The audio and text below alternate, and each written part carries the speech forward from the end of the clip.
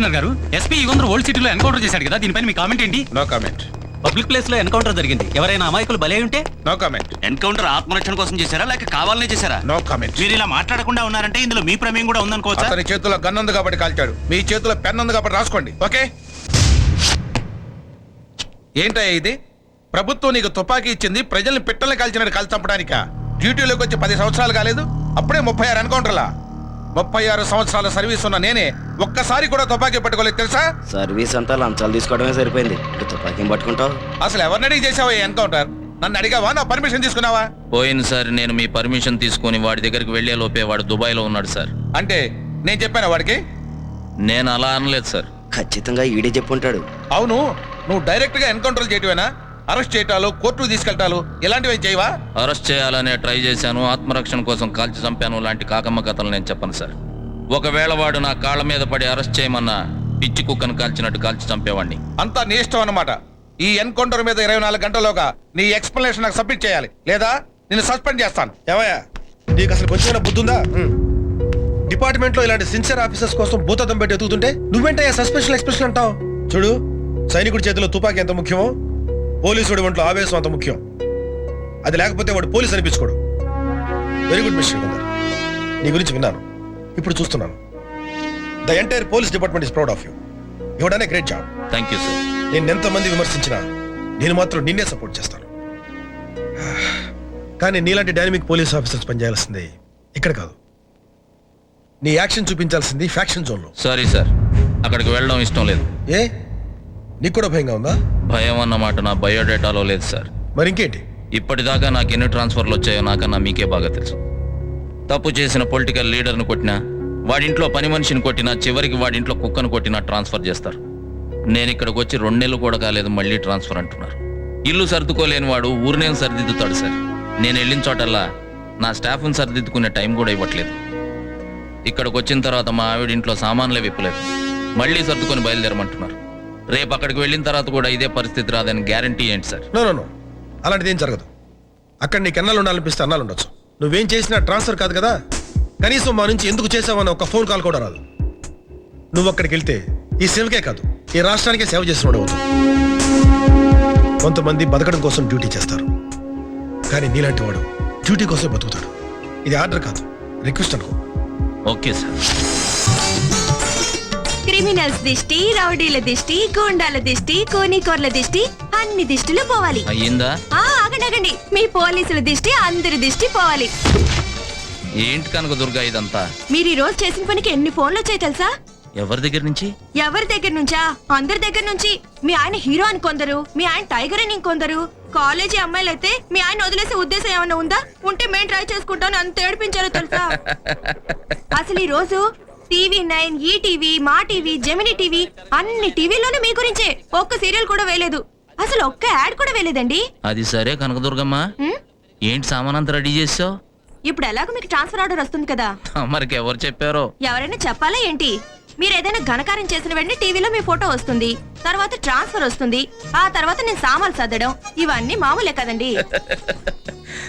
మా డిపార్ట్మెంట్ గురించి నాకంటే నీకే ఎక్కువ తెలిసినట్టుంది. మరేమనుకున్నారు? అవును, అసలు ఏ ఊరికి ట్రాన్స్ఫర్ అవుతున్నావు? విజయవాడకా? అక్కడికే చేయించుకోండి. ఎంచక్క కనకదుర్గమ్మ దర్శనం డైలీ చేసుకోవచ్చు. అమ్మా కనకదుర్గమ్మ, నీ గుళ్ళు సీమలో కూడా ఉన్నాయి తల్లి. సీమకా? అక్కడికైతే నేను రాను. ఏ? అక్కడ రాళ్లు వేసుకున్నంత ఈజీగా బాంబులు వేసుకుంటారంట. రోజు పొద్దున లేచిన వెంటనే అరుచుకోవడాలు, పొడుచుకోవడాలేనంట. అక్కడికి నేను రాను, విజయవాడకైతేనే వస్తాను. అమ్మా భవానీ మాత గారు, రోగం ఉన్న చోటకి డాక్టర్ వెళ్ళాలి, చదువు లేని చోటకి టీచర్ వెళ్ళాలి, అన్యాయం ఉన్న చోటకి పోలీసుడు వెళ్ళాలి, దాని అంతు చూడాలి, రావాలి. నేను రాను. రావాలి. నేను రాను. నువ్వు వస్తున్నావు. నేను రాను. అయితే నేను తీసుకెళ్తున్నా. నన్ను వదిలేయండి. అది నువ్వు వస్తున్నావు. నేను రాను. నా బంగారం కదా, నేను రాను. నా వయ్యారం కదా, నేను సీమకి రాను. నా సింగారం కదా, నేను రాను. వస్తున్నావు. నేను రాను. వస్తున్నా. నేను రాను. Don't move. చూడరా. ఏమైంది? ఏమైందా? నువ్వే కదా అరిచావు? అయ్యో అందుక 8:30 అయింది కదా. టీవీలో చక్రవాకం సీరియల్ స్టార్ట్ అయిపోతుందండి, చూసొస్తానండి.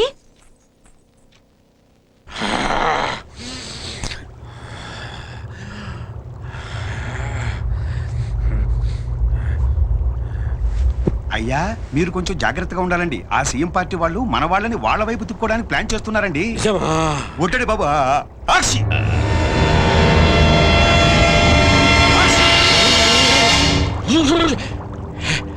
ఏం పా తుమ్ముతాండావు? జలుబు చేసిందే దూతావా నువ్వు గుడిక దుప్పట్లో? అబ్బే వద్దండి. ఆవిరి పడితే శివుడి పోతాది. సీటు పోదులే సిగ్గుపడాకు. ఎట్లా నది బాగుండది. బాగుండదా? లే.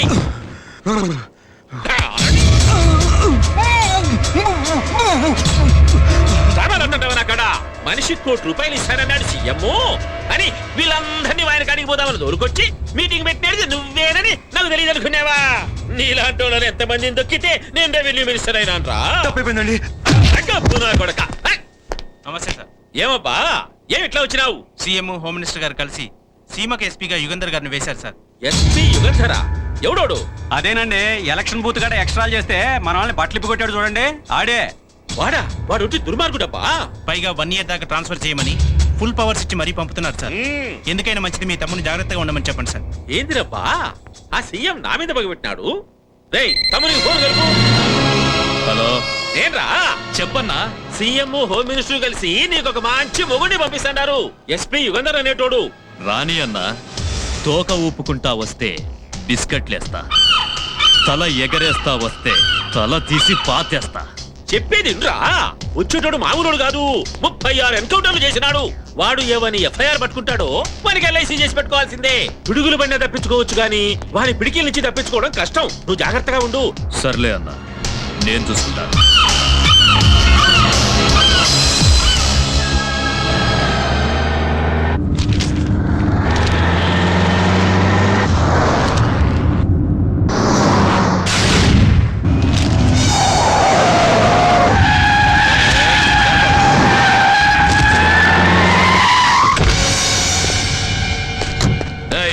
What happened? Engine trouble sir.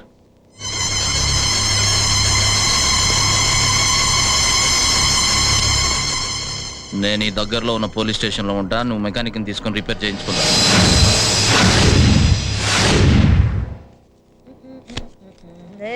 దొంగ మొకపోడు పట్టాలు పంచింది ఎవరు బై? నేనే అక్క. ఏమైంది? తుని తల్లి అందుకే ఒక్కటి చక్కగలేదు. అది సరే అక్క. గార్డెన్నో తెలంగాణలో ఉండదానివి ఈ సీమకొచ్చి పడ్డం ఏమేను? దానికి చిన్న ఫ్లాష్ బ్యాగ్ ఉన్నది తమ్మి. ఏందే ఫ్లాష్ బ్యాక్? నేను దినం ఉన్నట్టుండి ఆ. లాడ్జింగ్ మీదకి రైడింగ్ పోయినా గాడు చూడాలనుకుంటాడు చూడు. గాలి షడా గాడిద్దరు పోరులతో దొరికిండు. గాని పట్టుకొని మెత్తగా నూకి తీసుకొచ్చి లోపడేసిన. తెల్లారటానికి నేను ట్రాన్స్ఫర్ అయిపోయినా అంతే. గాన్నే ఉన్న షోడలు ఉందంతా నువ్వెందుకు ట్రాన్స్ఫర్ అవుతావి? గదే కదా మళ్ళా గానే ఉన్నది కుష్టు కుష్టు. తిష్టు కాదక్క, తిష్టు తిష్టు. అరే నేను కూడా గదే చెప్పినా కదా బై. నేను చూసేటప్పుడేమో గడు చూడాలనుకుంటుండే. వెనకసిరి కట్ చేస్తే తెలిసింది గాడ ఆ ఊరికి ఎమ్మెల్యే అయ్యిండని. గా షోడలు అమ్ముకునేటోడు ఎమ్మెల్యే ఎట్లా అయింది? అరే ఎందుకు కాదు బై, ఎందుకు కావద్దు? గప్పుడేమో సోడాలలో గ్యాస్ నింపుతుండే, ఇప్పుడేమో మనుషులకు గ్యాస్ కొడుతున్నాడు. రెండిటికి గ్యాస్ కదా కానీ పెట్టుబడి. హే, జోకర్ వేసిండు జోకర్. Yes sir. నువ్వు అట్టాగా కిందకెళ్ళు. ఈ రాత్రంతా పెళ్ళంతో ఉతికించుకుంటాడు. పొద్దుగానే గిడికొచ్చి మాలిష్ దుకాణం పెడతాడు. ఉట్టి ఫాల్తు నా కొడుకు.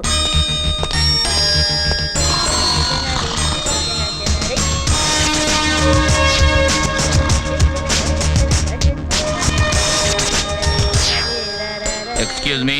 yes what you pant. Pant కాదక్క, వాంటు. చూడు నాదరా నీకు నేను బి కదే చెప్పినా కదా ప్యాంటు ప్యాంట్ అని. నా సైకిల్ పోయింది, కంప్లైంట్ ఇవ్వాలి. తమ్మి